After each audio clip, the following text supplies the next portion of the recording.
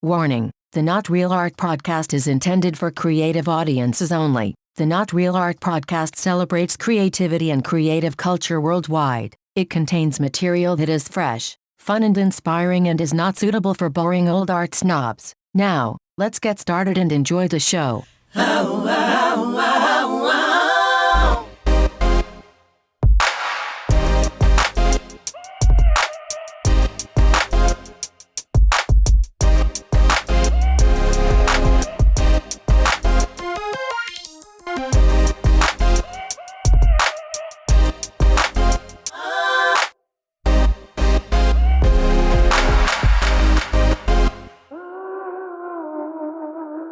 Greetings and salutations, my creative brothers and sisters. Welcome to the Not Real Art podcast, where we celebrate creative culture and the artists who make it. I'm your host, Sourdough, coming to you from Crew West Studio in Los Angeles. Man, do we have a cool program for you all today. I have no doubt you will learn, grow, and be inspired by today's show. Before we get into our main event, I want to thank you for tuning in. Please be sure to like this episode and subscribe. Your likes and follows help ensure you won't miss any of our new shows, and it makes the algorithm gods happy, which helps us. So thanks for that. Also, be sure to visit our website, notrealart.com. Sign up for our newsletter to keep your finger on the pulse of everything we're doing here at Not Real Art for artists and art lovers. A lot of great stuff there. On the website, you'll get free educational videos. You can sign up for our artist grant for the chance to receive $2,000. You can buy affordable original and contemporary art through our partnership with Sugar Press. And you can become a supporter through Patreon if you want. So be sure to check out our website today for all the good, healthy stuff we got for you. Today's show is unique because we are talking to Bob, Ware and Louise Glickman of Sandhill Artist Collective in Asheville, North Carolina. And you guys might be wondering, how the heck did Not Real Art end up in Asheville? Well, you might remember a few weeks ago when we spoke to Mary Farmer from Asheville. And a lot of cool things came out of that. And one of the cool things that came out of that was the fact that I got to hook up with Bob and Louise from Sandhill Artist Collective, aka SHAC. And we, started talking about all kinds of things. And so, of course, I invited them to come on the podcast to talk about what they're doing there in Asheville with artists. And of course, Sandhill Artist Collective is a 501c3 volunteer group of artists, art professionals, enthusiasts supporting the arts community there in Asheville. And I don't know about you, I haven't been to Asheville, although I've seen photos and talked to people, and it is a beautiful, beautiful place. I can't wait to get out there. It's spectacular, and it's an epicenter of the contemporary art and crafts movement here, certainly in the U.S. and around the world. It's world class. And so I just was really looking forward to talking to Bob and Louise about the work that they're doing out there. We share so many of the same values and ethos. And in fact, I'm going to be going out there soon. We're going to be doing some other things. I think we're going to help them develop their own podcast, which will be cool. So stay tuned for that. But I thought I'd have Louise and Bob on the show to hear about all the cool stuff that they're doing at SHAC. Definitely check them online at sandhillartist.com. And without further ado, let's get into this episode with Bob and Louise.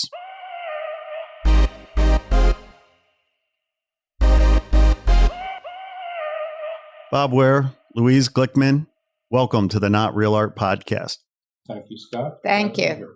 I'm so honored that you guys took time out of your busy schedule way out there in Asheville, North Carolina, to sit down with us here at Not Real Art to talk about all the amazing things that are happening there in Asheville. Thank you for taking the time to chat with us this morning. Our pleasure. Yeah, it's very exciting for us to start doing this. So looking forward to it.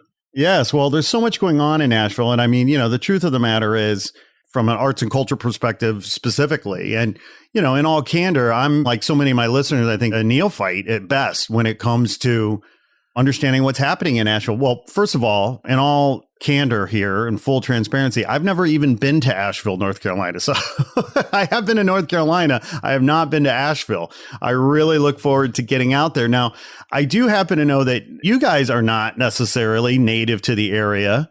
Talk to me about Asheville. How did you guys end up there? Louise, you want to go first? Sure. Well, I am originally from New Orleans. I owned a marketing and public relations company there for many years, as well as a restaurant. And my niche, if you will, was cultural tourism development. So I knew very little about Asheville, except I found out that the state of North Carolina at the time that I was considering a move, which was around 2000, had more funding for cultural tourism development than any state in America. So that piqued my interest. I also lived in Jackson, Mississippi for 5 years working on some cultural projects there and some economic development work. So being a Southern girl, raising my family there, and always interested in art and writing, I very much wanted to go to a place that had a lot of active artists and also an intellectual environment, and was lucky enough to discover Asheville and moved here in 2001 and have not been disappointed for a minute. Yeah. Well, that's amazing. I mean, is it a fair comparison to say that Asheville is sort of the Austin of your region? We like to say that Austin is the Texan version of Asheville. Of Asheville? Okay. Yeah. Fair point, Bob. Thank you for clarifying that. I'll tell you, we do have a large music scene here, as well as a large art scene. And this is the home territory of Moog. Right. Oh, the synthesizer company. Yeah. Yes. And that's been very important here. And of course, Appalachian music is historic. Right. Well, so Moog, Bob, was it his first name, Bob? Bob Moog? Yes, Bob Moog. And actually, I think it rhymes with Vogue. Moog, right. Bob Moog. That's right. And thank you for that. And, it's a small world. A colleague of mine, a filmmaker, Hans Fielerstadt, shout out Hans. Hans and I were good friends. We talk almost every day. He produced a documentary about Bob Moog called Moog. I bet Hans has some experience in Asheville that maybe I need to talk to him about.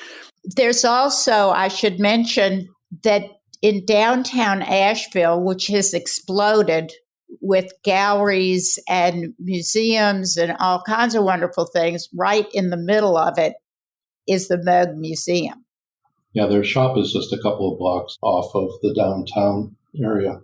Apparently they've got pretty interesting stuff. About a year ago, they actually auctioned off one of the classic Moog synthesizers as a little fundraiser here in town for the arts. Oh, that's so great. Do you know how much they raised? I don't. Hopefully it was a lot of money. That thing's a rare antiquity, I mean, modern antiquity, if there's such a thing. That's very cool. Well, okay. So I want to hear from Bob real quick. Bob, how did you find yourself in Asheville? I believe maybe I heard a little birdie told me that at one point you were teaching out here on the left coast of Los Angeles, maybe in Santa Monica. So where exactly are you from and how did you end up in Asheville? Well, I started out in western New York State on the Pennsylvania border south of Buffalo, lived right on the edge of a forest. So my childhood was running around through the woods all day. But we gradually worked our way westward and ended up in California by my mid-teenage years. I was an undergraduate at UC Berkeley, and my wife was, and we graduated from there in the early and mid-'70s and went down to Los Angeles. Kathy was in food manufacturing, and LA is a very big city for food production. And I ended up bailing out of a graduate program in English literature to become a photographer. So I spent about 20 years as a freelance photographer doing a lot of editorial work, portraiture, commercial work, corporate stuff, and then started teaching in the mid-'90s, initially in San Francisco at the Academy of Art University, and then very shortly afterwards at Santa Monica College. Ended up tenured at Santa Monica for 16 years, and also at that same time did a little bit of adjunct teaching out at Art Center College of Design in Pasadena. So most of our careers, both my wife and I, was LA-based. It was a lot of fun. It's a great city for the resources for both of our occupations, but it kept getting more and more crowded. You can certainly attest to that. And we were nearing retirement age and starting to look around for something a little bit prettier. We kind of had water and mountains on our list. And my sister-in-law lives about an hour from Asheville over in Johnson City, Tennessee. And we visited her, and she brought us to Asheville on an overnight trip. And the minute we hit downtown Asheville, the whole Berkeley vibe kicked in, and we said, oh, yeah, we're back. And so we started looking very seriously online and decided to do On a Thanksgiving visit, my wife said, let's look at houses. And I said, let's bring our checkbook. And that's how it all happened. And then not too long after that, you started the first drum circle, right? I would like to say that I did, but no, that is a long tradition here. Yeah, that is a fantastic. big one. Very cool. Well, I mean, you guys are doing, I was already, the cool kids call it FOMO. I was already having FOMO vis-a-vis, Asheville, because of course, I know I'm missing out on so much and I so look forward to going out there, but hearing these stories just, makes me want to get out there that much sooner. And I look forward to that. And any place, we've all stumbled into those places, right? Where suddenly we realize we're in a hotbed for goodness, a hotbed for cultural currency, a hotbed for cultural innovation, artists, musicians, what have you, who are by their very nature innovating and pushing that envelope for a community. But these places also have a lot of times deep roots and there's real history there. And I mean, Asheville's no exception. I mean, there's so much amazing, as I'm learning, so much amazing history. Take us back a little bit to the extent that you can or want to. And I've spent a lot of time. This isn't college. This isn't history class, but I do want to better understand a little bit about the beginnings of that region. Well, as an arts center, it's quite remarkable, but also based in a lot of history. So there are 3 very well-known craft schools within an hour's drive of Asheville. One is the internationally famous Penland School of Craft. And then close by in Tennessee is the Aramont School. And then south of us is the John C. Campbell Folk School.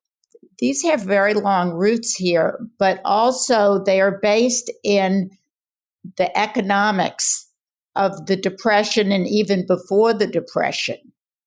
Starting off with weaving, teaching women to weave in particular to support their families. Then there's also the Cherokee culture. And of course, that's very critical here. Now, because of casinos, there's a lot of money in the Cherokee community, but for our purposes, the craft is just remarkable. And that is called the Qualla Boundary. So that's also part of the culture of the work. Asheville is known particularly for crafts, and this is not knitting and tatting. This is not your grandmother's doilies. This is really very high-end, glorious craft. Chihuly learned to blow glass here at the Penland School, for example. We have a gallery here called Momentum Gallery, 15,000 square feet of incredible art and a lot of craft. And Chihuly is now represented here in Asheville. And then the Biltmore Estate. So the Vanderbilt family, that's the largest privately owned estate in America, and quite something to see. But Edith Vanderbilt was incredibly supportive not only of craft, but also of the economic development of Asheville. And that's really where a lot of our spiritual roots came from here in the mountains. It's very magical. When you step off the airplane, you feel it immediately. And she also supported a lot of textile crafts for women. The state of North Carolina has been a very important state in the development of the United States going all the way back to its founding. In fact, there was a Declaration of Independence, if you will, called Mecklenburg document that was actually signed several months prior to the Declaration of Independence. So the movement here in the state has always been very dynamic. And then, of course, North Carolina was the center of gold mining up until the gold rush in California. That's where you get that line in the song Clementine about a miner from Carolina. And it became a major banking center between gold and the cotton business. And that's mostly sort of the eastern side of the state around the capital cities, the triangle around Raleigh-Durham. And the western part of the state's very different. It's very mountainous. Something like 60% of the land in western North Carolina has a slope of greater than 30 degrees, so it's almost impossible to farm. So the economics are very, very different when you move off of the coastal and the so-called Piedmont areas up into the mountains here. It's gorgeous here. It's just stunningly beautiful. I think the first week we moved here, I was going back and forth to the recycling center, dropping off cardboard boxes. And the old guy who was in charge, we started talking, and he said he'd been in the military and been all over the world, but there ain't no place like the mountains. And it really gets to you. Asheville sits in a little bowl surrounded by Blue Ridge Mountains. The Blue Ridge Parkway runs right along the edge of the city. And it is an astonishing place for its beauty. And you can see why it would attract a lot of people who are pretty aesthetically inclined. At this point, the joke here is that a third of the people in Asheville are artists, another third of them are musicians, and it's hard to talk to anybody here who isn't involved in the arts. So it's pretty cool. The other thing about that, Scott, is it's very rare to find someone who's originally from Asheville. So many of the people here actually have come here and never left because they love it. But Western North Carolina, in terms of, first of all, outdoor activity, climbing the Blue Ridge Parkway goes right past Asheville. So there's a lot of incredible outdoor activity. But we're talking about an area that is the size of Maryland.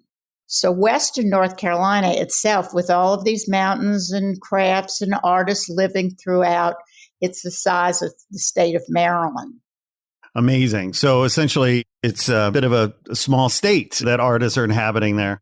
It is. And believe me, the people in the central and the eastern part of the state think we're from somewhere else as well. We're the most progressive part of the state. Yeah, of course. Artists are socially enlightened beings many times, and they're progressive by nature. You're probably the only blue county in a red state, yeah?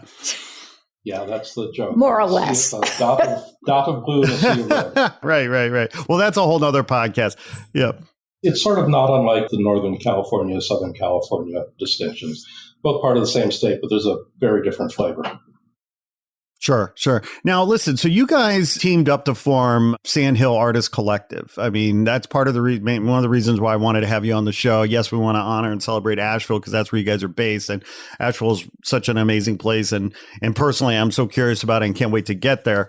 But also, I wanted to, have you guys on the show because we share common values. I mean, everything that we do here at Not Real Art, which is a production of my company, Crew West Studio. Everything we do as an organization is really meant to support artists, empower artists, help artists tell their stories and promote their work through storytelling and any number of things. But the Sandhill Artist Collective, aka SHAC, I feel like we share values because you guys are also working hard to support each other and promote your artists and their work, not just in your region, but of course, nationally and internationally. Louise, tell us about SHAC, Sandhill Artist Collective. I mean, what are the roots? How did you start? What problems are you guys trying to solve? What exactly is Sandhill Artist Collective? Well, I tell you, this has been remarkable as a journey for Bob and I, who actually didn't know each other until I started SHAC, and we live literally around the corner from each other. We live in an area that is just on the outside western edge of Asheville. And it is considered maybe semi-rural, but it's 12 minutes from downtown. We live on a lake called Biltmore Lake. I have vision problems since birth. And after a number of automobile accidents, my family laid down the law and asked me to stop driving. And I have been very involved in not only the arts community, but the broader community in many, many ways, including as a fundraiser, which is my background. So the idea of staying home was really creeping me out. And I decided, because I'm now doing studio art in retirement, that I wanted to meet other creatives in my area. So I basically called a meeting at our little clubhouse that we have here in our community. And the first meeting, 23 people showed up. And 2 months later, 43 people showed up. And at that point, Bob and I became friends. I'm pretty good as a networker and connector type. And Bob has the incredible technical skills that I completely lack. And we were faced with COVID, the inability to actually get this group together, we decided that really what the group wanted to do was a studio tour where they invited people out to come walk through our studios. Well, we couldn't do that. So we said, let's expand the area and let's do this virtually. And so that's how it began. And we do a blog once a month. Our website is sandhillartist.com. We include artists and creatives from 5 zip codes around Biltmore Lake. So it's a fairly large area, but it was an artistic desert, really, in some ways, because it's not in downtown Asheville. It's a little off the fast track. And now we've created all of this excitement. We had these virtual gallery tours that we did over the Christmas holidays, and now we have over 500 people nationally and in our region all involved in our blog and our activities. And that's in 1 year. What Louise was just saying about serving a particular set of zip codes with SHAC here, Asheville is not that large. You can drive from one side of Asheville to the other in 20 or 25 minutes here. But there is a river, the French Broad, that runs through the center of the city around which it was built. Asheville went through some really hard times, beginning with the Depression here. It's the only city in the country that actually paid off all of the loans that the government made, which meant that until the late 70s, early 80s or so, the city of Asheville basically had no money. They say that downtown Asheville was a pretty scary place until a bunch of artists actually got together and started to build some small studio spaces. And the downtown really got revitalized beginning in the 90s with art as sort of its center. But that's also meant that the old warehouses and factories that were located along the river and largely abandoned became the studios. And now it's a tourist mecca, if you will. It's the River Arts District. And so downtown Asheville, the east side of Asheville, that's very well represented. As our side of town starts to get rural pretty quickly. We've got a lot of talented artists out here, but there really isn't any exhibition space for them on this side of town. So our idea was we would build this online community out here and give people a platform to show their work. And then once we can all get together, we'll start figuring out how to have in-person events featuring the art of people who live out here. That's really the originating and the current goal of SHAC. Yeah, no, I think that's super smart. And, one of the things that's been interesting, of course, is that, the art world, as we've known, I'm speaking broadly here now, but generally speaking, the art world has been reluctant to embrace online digital experiences as a way of promoting and selling artists' work. And there's all kinds of, reasons for that, both practical and dubious. But because of COVID, they were forced, right? So many galleries, what have you, were forced to go online. The fact of the matter is, online solves a scale issue. I mean, it's so hard for artists to scale beyond their local markets or their regional markets, and galleries are typically serving their local or regional markets, of course, unless it's a maybe some blue chip gallery that has an international collector's space or something. In your very specific example, artists in Asheville, they rely on tourism for people to come. But how then do we reach those people who maybe aren't and can't travel to Nashville or would like the art anyway? I mean, it's like, I don't need to go to Asheville to appreciate this amazing piece of ceramic or whatever, right? What you guys are doing is wonderful because you're helping artists reach beyond their local marketplace and scale, nationally and internationally, because their work is universal and would transcend any local marketplace if only someone knew that it was there. Well, it's very interesting how a number of things have come together to make this happen. First of all, Asheville is a university town. So the University of North Carolina, Asheville has a very strong presence here, and particularly in the arts, where they have developed some very innovative studio space that is all STEAM related and run by a close friend, Brent Skidmore, who's also a sculptor. But they are doing a lot of work creating craft using digital means and tools. And so they're very advanced. I should also mention that UNCA had something called the Center for Retirement. And many years ago, back in the early 2000s, they had conferences here on how to retire. So people who had very busy lifestyles came here to understand better what was going to happen to them in retirement. And they started walking the mountains and seeing how great it was. And they said, well, I don't think we have to go any further. We'll just stay right here. So that had a huge influence as well.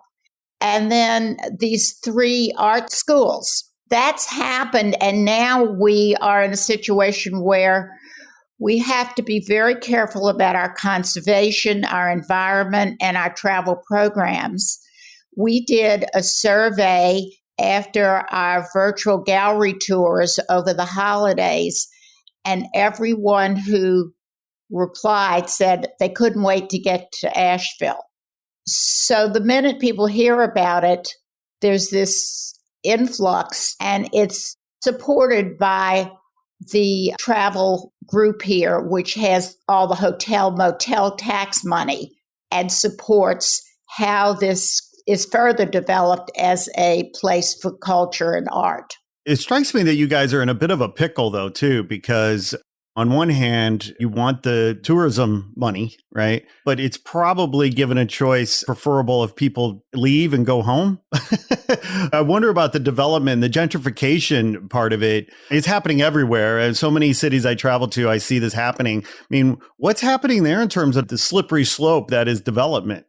That's a real problem for the community here. As I had implied earlier when I was talking about how steep the mountains are here, this is not a naturally wealthy area. A lot of the native residents here, I'm sure they resent people like Louise and me who have moved in from big cities, and we've not only brought what outside money we had, but a different cultural viewpoint. There's certainly a lot of concern that's expressed pretty much everywhere you go here in town that this gentrification process is going to continue. There was just a story that was published, a study as indicating that Asheville will probably grow by 50,000 residents in the next 30 years. And considering that it's a city whose population is less than 200,000, that's huge. Big companies like Pratt & Whitney are starting to come in here. Amazon is building a distribution center, unfortunately, almost in our backyard. So it's happening. It's excluding a lot of people who don't have the skill sets that those high-tech jobs are requiring. And we're going to have to figure out how to deal with that. In its way, these craft arts may help a bit. A lot of the things that we call craft here are definitely things that developed in the classical Appalachian times here. And they're just being taken to a much higher degree, but by the same people or the same descendants of the same people who originated these arts. I want to add here, too, there's another thing very steep, and that is the housing prices here. Asheville has the highest housing costs in North Carolina. And now, if you can find a house, we're starting to reach LA prices. That stems the tide a little bit in terms of influx. But we also have a very dedicated group of leaders in this city that are tackling this. I've just been asked to sit on a committee to help with some of these urban development issues, which is something I did when I was involved in the mayor's office in New Orleans on the revitalization of downtown New Orleans. So I have a background in this. We'll be working with others to try to control the growth here in Asheville. Oh, that's great. Yeah, I'm guessing artists have a lot to say about this issue there. Yeah, the other thing that's affecting the whole country, of course, is climate change. And Asheville has been predicted to be one of the least affected areas, both in terms of climate and the consequent economic development in the country here. A study was just published for every county in the United States and ranking where they will fall in terms of displacement in one form or another. And Asheville made out very, very well. We're among the 12% of the country that's not going to be very affected by it. We'll see our weather warm up and we'll probably get more flooding and all, but nothing like what's going to happen throughout the Southwest and the coast. So that will probably drive a lot of people here in the future as well, kind of a safe haven. Bob, you'll be happy to know I'm going to edit all of that out of this so that people don't know. Anything we can do to protect. No, but it's true. California and Oregon, right? Right. Exactly. Joking aside, these are serious issues and all communities are being impacted one way or another. Who would have thought that a winter storm would take the state of Texas out?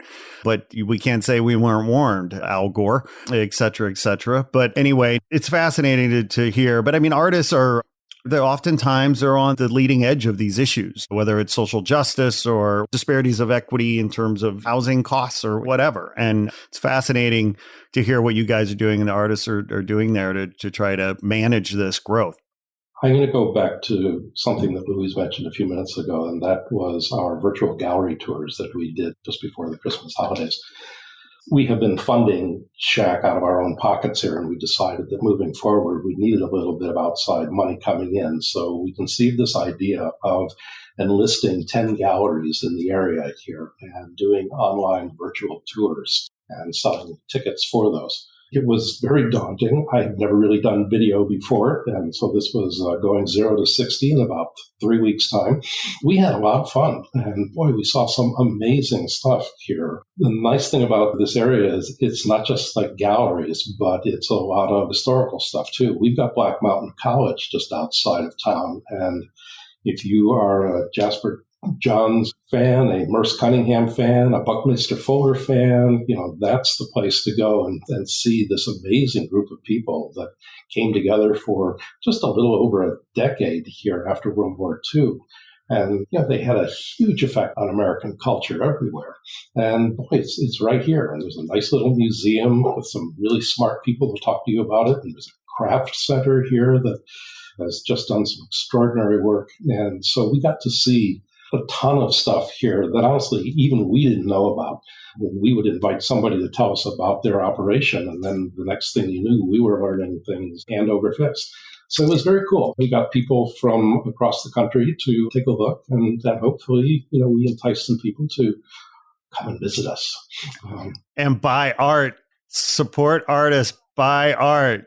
But the other thing that was really unbelievable about all this is we're still small enough that each one of those galleries did their own programming. So they did their own programming for this gallery tour. So it's not like you're going to go on there and just get a walkthrough. You're going to hear history. You're going to hear about the artists. You're going to learn a lot about the curatorial experience and how they represent and who they represent. That made people feel very close. It was an intimate experience, and they're available online now. You can watch them all for free by going to Sandhill Artists on YouTube. And they were designed to be an hour each that you could kick back after work, drink some wine, and watch art in Asheville. Fantastic. Well, that's another great example of how you guys are helping to reach beyond, right? And leverage technology so that people can learn and support artists in the arts, from the comfort of their own home, no matter that, if that's Seattle or Hong Kong. But that's what it takes. Because I feel like, and this is a big part of what motivates us in the work that we do, there are a few things that you can get artists to agree on. Artists are not a monolithic community, which is why we love them. Very idiosyncratic individualists, which we love. But the one thing, if there is one thing I've noticed that artists tend to agree on is that, boy, they really love more help telling their stories and promoting their work to a bigger, broader audience. That's a real need and a real problem that's got to be addressed. And you guys are addressing it in a very relevant way vis-a-vis the artists in your community. Well, Bob and I are artists ourselves, and my husband is also an artist. And so we are very familiar with what artists, particularly emerging artists, face. And that is why we love Not Real Art. And what it does, it feels like we're in home in this space, because there are some very famous artists here, but for the most part, you would call this emerging or mid-level art and craft. Well, and, I appreciate you saying that, Louise. Thank you. One of the reasons why I respect you guys and I'm so grateful to have you on and look forward to doing this again and again is because, of course, the ethos behind Not Real Art, I think, aligns beautifully with everything that's going on there. I mean, and quite frankly, at the risk of putting too fine a point on it, historically, arts and crafts, and to the extent that arts and crafts are part of the Asheville art scene, the fine art world of New York or London or what have you may have tended to look down their nose at arts and crafts as not being real art. And so, of course, we know better, but that's part of the reason why I'm so grateful to have gotten to know you guys and have connected, because I feel like our values are very similar in helping lift up artists. I've spent most of my marketing career doing that. Back a long time ago, I was involved in creating the cultural redevelopment and rebirth of New Orleans when I was working with the mayor, and that was Moon Landrieu. That was the father of the more recent Mitch Landrieu, who was also mayor. New Orleans, iconically, was a drunk hanging around a lamppost on Bourbon Street. And it wasn't me. I promise it wasn't me. I mean, allegedly it was, but it wasn't. I'm not telling any secrets on that front. I grew up in New Orleans. I raised my kids there, and we were down in the French Quarter at a very early age. But now people know about the diversity and the international cultures of New Orleans, and we came to the conclusion that that's really what we had to sell, was our diversity and our history. And now people really know it. And one of the reasons I came to Asheville is because I could see where this was going here. I felt that I could be of help. I felt like I could be at home. And I felt, because my family's lived in New Orleans since the 1820s, I felt like I had a perspective of living in a very old place that had tremendous creative potential. That's such an important point you're making. And I mean, having been to New Orleans and certainly that area of the country, southern Louisiana, is its own world. I mean, it is absolutely just unto itself a unique, one of the culturally most diverse, richest, exotic parts of the United States that I've ever been to. And you saw some of those attributes, some of those tendencies there in Asheville. I did. Not only the opportunity to express creatively and culturally to the country what Asheville is, but also to preserve it and to make sure that it doesn't go away. We have a lot of wonderful stories to tell. And of course, storytelling is one of the traditions here in the mountains. The art of orating, if that's a word, oratory, is so rich there, isn't it? And deep. Yeah, in fact, the National Storytelling Center is about Festival. About an hour away in Jonesboro, which is a gorgeous little town just across the Tennessee line. So we've got a number of resident storytellers that live in our community. That's an amazing history as well. Incredible. When he's not busy doing SHAC, is very involved with the Chattahoochee culture and history. Yeah, Chattahoochee is this beautiful little valley in the easternmost part of the Great Smoky Mountains National Park. It's a little valley. It's about 4 miles long and a couple hundred yards wide. And until the Park Service kicked everybody out in 1930, it was the most populous and the most prosperous region in the Smokies. It has this amazing history. It's full of preachers and crazy people escaping gambling debts and Cherokee Indians using it as hunting grounds. And as I say, it's a beautiful place, and it's the reintroduction area for elk, wapiti here. So I volunteer out there keeping animals and people safe from each other, but it's just a place that I really love. And you hear these stories. There are a couple of historic homes that have been left as sort of open museums. People are just entrusted not to vandalize them. But there are still some very old people who spent their childhoods there. And they will come out once a year for big gatherings. And so every day that I'm out there, I will meet somebody who's got some tie that goes all the way back to the early part of the 20th century, or relatives that fought in the Civil War. And one of the cool things about moving here from LA is that this part of the country has an entirely different history. Spending 50 years in Los Angeles, I know a lot about Mexican culture and the gold rush and the California becoming a state and the water wars of the West and whatnot, but not very much at all about this area. And you come back here, and it's an entirely different set of history. California is the other side of the world, and that whole Mexican-American history barely applies here. It's a whole new relearning experience. Yeah, I mean, and that gets to why it's so hard to govern this damn country, right? Oh, yes. Because it's so diverse and it's so different in terms of where you go. I mean, it's a massive place. It's a massive country with so many worlds within, or countries within this country, right? And so it ends up becoming very challenging from a governance perspective. But, culturally, I think, we forget that sometimes, that we're not monolithic really at the end of the day. I have a fellow that I was talking with while I was on duty with the Park Service out in Cataloochee, and we were just telling yarns to each other. And at one point, then he goes, "Oh, those damn liberals." And I said, "Hey, Berkeley, 1970, you're looking at them. But here I am protecting your family." And the guy laughed and he said, "Well, nobody's perfect."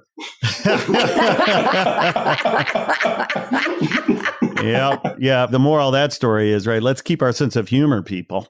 We're all in this together, whether we like each other or not.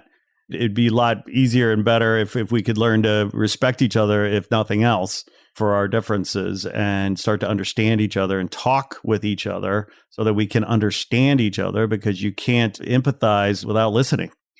I have found over the years that I was very involved in New Orleans trying to create a jazz park. That was one of my projects through my consulting firm. And I have found that history, music in particular, these things are like glue. And the art motivates conversations. So if you go into a gallery that is intimate and has the right kind of managers and gallerists, which we have here, we have an incredible amount of talent. It spurs conversations at a different level. And I found that this is very useful in crossing boundaries. Oh, yeah. I couldn't agree more. The power of music, the power of art, the power of dance, the power of creativity is transcendent and is a unifier. If we could be a bit more deliberate and clever about it all, we might be able to just address some of what ails us. I couldn't help when on January 6th, when a horrific event happened on Capitol Hill, I just wondered, how many of those folks studied art? It's like, if they had only just colored more, would they be rioting? And I gotta believe that a little more coloring might have helped. Well, Bob and I are showing our work together here in the River Arts District right now, and we have gotten a lot of work done during COVID. So I have found from talking to others that a lot of people's art is not only reflective of what's happened during COVID, but that they've spent more time, because that has been their solace, their meditative practice to get through some of this. Yeah, no, it's been interesting talking to artists myself. Some have found themselves being quite productive, while others have said, no, I can't. I got to wait till it's all over for me to process how I'm feeling into something that expresses it all. And so it is interesting how this time has impacted people's inspiration and their cultural output, which is, to each their own. I mean, everybody's walking their path in a very personal way. But you guys are both artists, as you just said. I want to better understand the art that you make. And I want to also understand how moving to Asheville changed your art. Bob, you want to start? Because, you were out here in LA doing all the fancy, glitzy stuff. You didn't cop to being paparazzi, so I'm going to assume that you didn't swim in the sewer with the... Actually, I floated on top of it. Oh, you floated on it. Okay, good for Seriously, you. Seriously, my very first client was Women's Wear Daily, and I was shooting Hollywood parties for them. that was actually something that I did all along. I rather got to enjoy it. It was a fun way of meeting the movers and shakers in town. And it was relatively easy work, but I always was on assignment. I mean, it was working for Women's Wear or W or Elle magazine or Harper's Bazaar and whatnot. So I was the guy in the photographer in the Italian tuxedo on the guest list. Not a bad gig if you can get it. Yeah. Yeah, I wasn't on the sidewalk yelling, Liz, Liz, over here. Well, the thing for me was that I seemed to be able to do only one thing at a time in my life here. So when I was doing assignment photography, I was doing assignment photography, and I wasn't really doing anything for myself. When I was teaching, that was 75 or 80 hours a week. I was a teacher for a decade and a half. Moving to Asheville gave me an opportunity to pick up a camera and do things for myself, which is actually kind of intimidating. I like assignment work. The parameters are defined. You're solving specific problems for clients, and it's problem solving. But to just be doing your own stuff for your own motivations and trying to gauge not whether it's serving its purpose in any commercial sense, but whether it's sort of doing its job aesthetically, that's a whole new ballgame. So that and the fact that I'm actually fairly introverted here, I've spent the last 7 years or so just kind of perfecting a craft that I supposedly was already good at. And I turned to landscape work, nature photography as my outlet here. One of the things is that I have a dog who loves to go for walks. So every day we go for a walk, and I just carry a camera with me everywhere and count on paying attention to what's around me and making interesting photos from it. So I'm actually, for the first time in my life, showing my work publicly here and attempting to sell it. So fingers crossed if people will enjoy it. But I think that I've gotten to a point where I'm pretty good. What about your gear? What are you shooting with? I'm almost hesitant to answer that question because I understand that when people say, wow, you must have a great camera, what camera do you use? They're trying to say, I really like your work. But I don't really care what equipment I have. If you give me a shoebox, I can punch a hole in one end of it and make a pretty good photo. That question is like going to a really good dinner party, and at the end, where the conversation was great and the food was wonderful, you thank the hostess by telling her that you think she must have a wonderful stove. I love that. That's so great. The gear I use is the stuff that I'm comfortable carrying. Yeah. Well, I bring it up, and I agree with you 100%. I bring it up in part because I know some people like to geek out on that stuff. But I also bring it up, and it resonates what you're saying, because I was talking to an artist the other day out here in LA, Stephen Levy, shout out Stephen. He fell into photography. He sort of came up very contemporary stuff. He exclusively shoots on an iPhone. That's what he shoots on. That's all he does. And his stuff's really interesting and beautiful to look at. And he was telling a story about when he had his one-man show a couple of years ago, whenever it was. And there was a gentleman who loved this one piece. Stephen was saying he absolutely was going to buy it. It was a kind of a done deal. And then the guy asked the question, well, what do you shoot with? And Stephen admittedly he said, and I made the mistake of telling him that I shoot exclusively on an iPhone. And then not only did he not buy it, he got antagonistic and aggressive about the fact that it's not real art, that he's not a real artist. I mean, it got ugly pretty quickly. So yeah, don't tell people what you use. It's none of their business. The funny thing about that is that the iPhone, it's a better piece of equipment than photographers had for the first 170 years of the Exactly. Day. Yeah. There's an old story about Eisenstadt having his first exhibit at the Museum of Modern Art, and a man with a little boy in tow at the opening asks Eisenstadt what camera he used to shoot it with, and Eisenstadt says, well, mostly a Leica. And the man turns to his little son and says, well, there, Timmy, I'll buy you a Leica, and you can take pictures just like Mr. Eisenstadt. It doesn't work that way. Simple as that, yeah. Yeah. Oh, my goodness. I know. If it weren't for people, right? They're trying to compliment you. I know. It's a very funny way of doing it. Yeah, 100%. It's also interesting because on the one hand, though, we also support the idea that people put tools in their hands and make stuff. Right. And you want to know what the tools are that the pros are using, right, on some level. Anyway, it's all very funny. Louise, how about you? Tell us about your art and your practice and how moving to Asheville has helped you evolve as an artist. Well, one of the ways that Bob and I do cross over creatively speaking, is I started off in the world of fashion as well. I lied about my age at 14 to get a job at a very sophisticated private clothing boutique in New Orleans. And I always loved to How many years did you lie, Louise? I'm still lying about my age. I mean, yeah, aren't we all, right? Yes. Right. My doctor tells me that for me, 50 is the new 60, but that's based on my x-rays. Anyway, I'm sorry. Go right ahead. So anyway, I went on to study fashion design and later went to New York doing retail marketing until the Vietnam War came along and quickly moved back to New Orleans where my husband was able to get into reserve unit. From there, I did work in the mayor's office and ultimately started my own marketing company and was very involved in the community. And so the art had to go by the wayside, although I hired a lot of artists. I had a lot of artists who worked on my staff and my projects and that kind of thing. So I became more of an art director. But I wanted to get back to doing my own art, studio art. And part of the idea of moving to Asheville was actually to do that. But a busy person, I'm very interested in a lot of things, and I needed a way to calm down enough to actually get in the studio. And so I started practicing ikebana, which is Japanese flower design. I'm very interested in Japanese culture.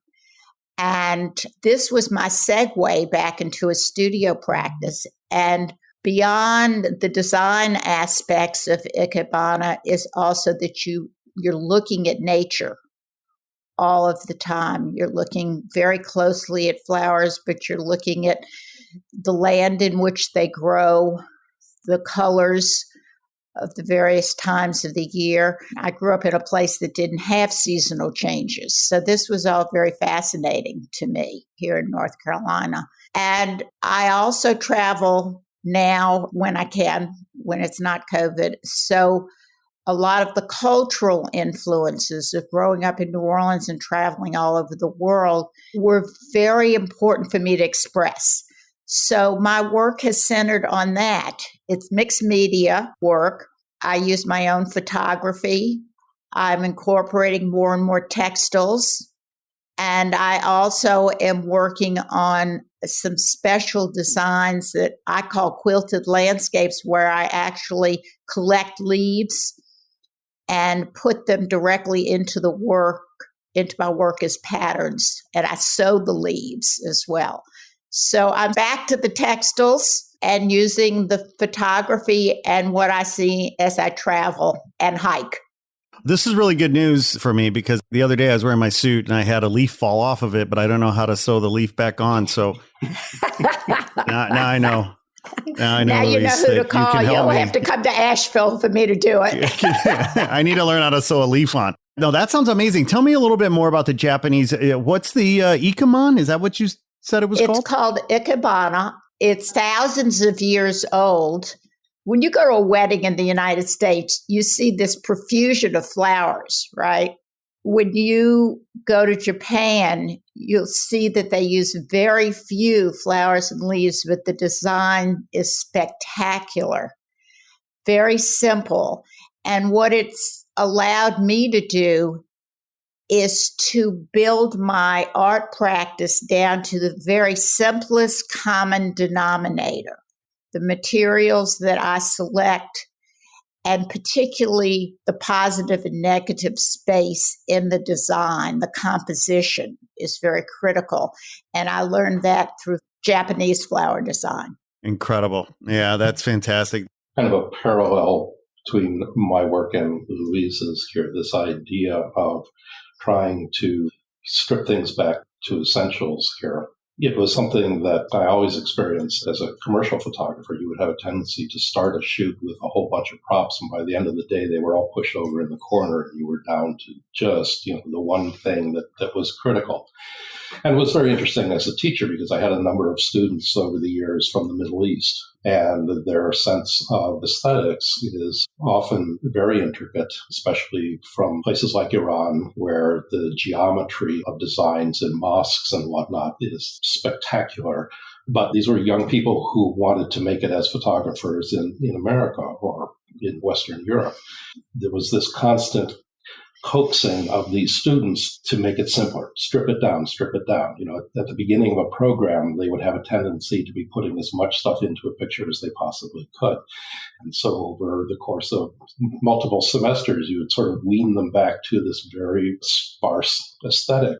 It's certainly in the commercial world dominant with us. I have found that appeals to me, that stripping back of things. I've always been curious as to how little can you have in a photograph and still have a good, compelling photograph. One of the focuses of my work here is it's not epic landscape. It's very small things. Something in the woods that catches the corner of my eye here will stop me, and it's my job to figure out what was it that I saw. What thing needs to be expressed here? And I would say that the big difference coming from California is, you have this wonderful surfing weather all the time. But here, walking through the landscape, every single day is different. The woods are not the same on Thursday as they were on Wednesday, whether it's the light or the sprouting of a leaf. And so it's these tiny little nuances that are catching my attention, and it's fun. That's fantastic. It reminds me of that I wish I could figure out who said this. I've heard it attributed to a few different people, Thelonious Monk being one of them, although I don't think he said it. But it's this statement that says anybody can take a simple idea and make it complex, but it takes real genius to take a complex idea and make it simple. And this distillation that you're talking about resonates with me. I love that when you see things sort of boil down to their essence. I used to tell my clients, if you want me to write a grant, I'll be happy to do it, but it's going to be a lot less expensive to write a grant than it's going to be to give you a slogan or a logo or a brand or just a few words, a motto. It's always harder to distill down and get it right than it is to write or talk. Exactly. Who was the writer that said that? You're probably thinking of Blaise Pascal, who apologized for writing a long letter. He didn't have time to write a short one. That's right. I love that. It could have been shorter, but I didn't have enough time. That's right. Oh my gosh. So good.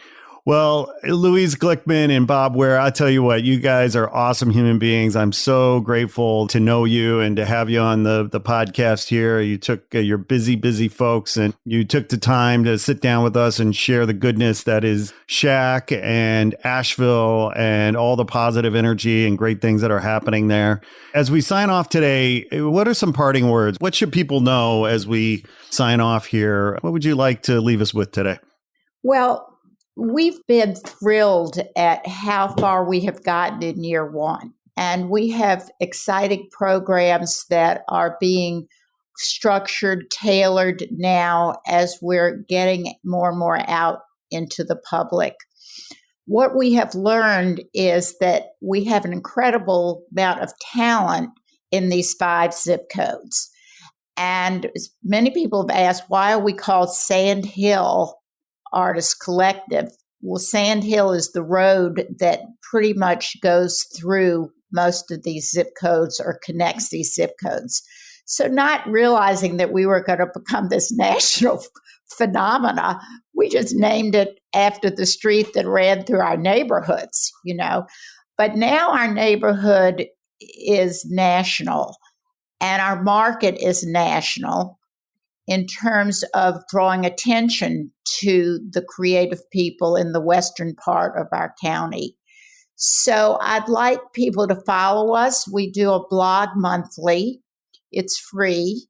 So all you have to do is go to sandhillartist.com. We introduce you to 3 artists each month. And we also provide commentary and news that is important anywhere that you live. It's useful information. It has to do with collectors and people who frame art and people who are professionals in the business. and all kinds of enthusiasts, not just for artists. And we invite you to join us there so that you can stay tuned into what programs we'll be doing next. I imagine we will also be doing the gallery tours again next year. And we hope to be doing more podcasts with you, Scott. So please visit us and follow what we're doing. We have Facebook, Instagram, all those wonderful social media outlets as well. What's the URL for your website? www.sandhillartists.com. That's artists, plural. Excellent. Thanks, Bob. Any parting words, Bob?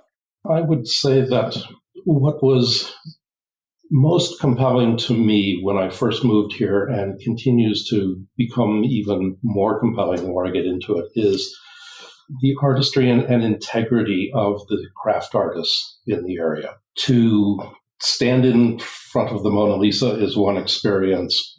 To be holding a wooden bowl in your hands whose contours and colors are just absolute perfection, you have a very human touch there, and you can feel a real connection to the life of somebody who would spend the hours or weeks that it took to make this thing you can hold in your hands, or this thing that you can cover your child with when they're sleeping and they're chilly. This whole world of craft art has really opened my eyes. I'm always fascinated by the things that people do to make a living and the things that they do to express themselves, and to find it in these small things that originate out of people's lives and reflect some part of their lives. It's the essence of your not real art concept. This is real art, but it's art that you can really see another person's life in it. And many of these lives are wonderfully different from ours. And I think that in a time like this, to be able to see the humanity of people whose background is completely different from your own, that's a great thing. And I wish we could do it much more often. Yeah, thanks for that, Bob. That's great. I look forward to holding one of those bowls in my hand soon. I will be planning a trip out at my earliest convenience here. Louise and Bob, thank you so much for joining us here today. Thank you for having us. We enjoyed it. This was great. Thanks for the opportunity, Scott. The pleasure was all mine. And will you do me a favor? Will you promise to come back? Oh, yes, absolutely. Anytime. Fantastic. Well, thanks to all, and you guys have a wonderful afternoon. Hey there. Thanks for tuning in. Please be sure to like this episode, write a review, and share with your friends on social. And if you haven't already done so, please press the subscribe button and follow us on Instagram at Not Real Art World.